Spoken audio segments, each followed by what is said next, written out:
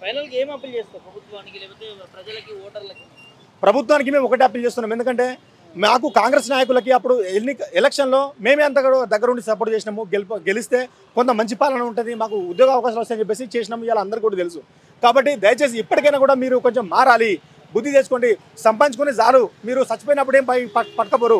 ఎందుకంటే మంచి మంచి వాళ్ళు మీకంటే కోటీశ్వరులే, లక్షల కోట్లు ఉండేలా కింద ఏదో ఒక రోజున శ్మశానం వాటికి పోవాల్సిందే.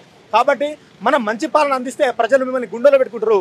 నీ లోపల నీ ఇంట్లో ఉన్నటువంటి ₹1,00,00,000 నువ్వు ఇంట్లో పెట్టుకుంటే నీకు అది పెద్ద పనికి రాదు. నీకు ప్రజల ఆశీస్సులు కావాలి. ఏ నాయకునికైనా కూడా, నేను ఓన్లీ కాంగ్రెస్ అని అనట్లే, ఏ నాయకునికైనా కూడా కావాల్సింది ప్రజల ఆశీస్సులు. చనిపోయిన రోజు వాళ్ళే పలాని మంచి పాలన అందించిన పేరు కావాలి. పదవి అహంకారం కాదు మనిషికి కావాల్సింది. దానివల్ల హార్ట్ అటాక్ వచ్చి మధ్యలో చచ్చిపోతారు చాలామంది. సో కాబట్టి అహంకారం పనికిరాదు, ప్రజలకు మంచి సేవ చేయాలని చెప్పేసి నిరుద్యోగులు చాలామంది ఇవాళ వయసు మొత్తం తరబడి అంతా కూడా బట్టలు పొట్టలు వచ్చి కూడా మీరు చూస్తూనే ఉన్నారు లైబ్రరీలలో కానీ ఇక్కడ స్టడీ హాల్లో.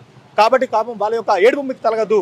చాలామంది అప్పు చేసుకుని మరిచి చదువుకుంటున్నారు. కాబట్టి మాకు సకాలంలో మీరు ఉద్యోగ నోటిఫికేషన్ ఇవ్వండి, మేము మంచిగా చదువుకుంటాం. ప్రజలకు కూడా పాపం మంచి పాలన అందించండి. వాళ్ళకు కూడా సరిగా ఏం రావట్లే, ఉన్నటువంటి రాష్ట్రం మొత్తం దివాళా తీసిందని చెప్పేసి అలా మొత్తం రాష్ట్రం అంతా మొత్తుకుంటున్నారు. కాబట్టి రేవంత్ రెడ్డి గారికి మా సూచన ఇదే, మీరు మంచి పాలన అందిస్తే మేమందరం కూడా మళ్ళీ బ్యాక్ అయిపోతాం. సో కాబట్టి మీ మీద మా కోపం లేదు, మాకు ఈ అన్యాయం మీదనే మా యొక్క కోపం.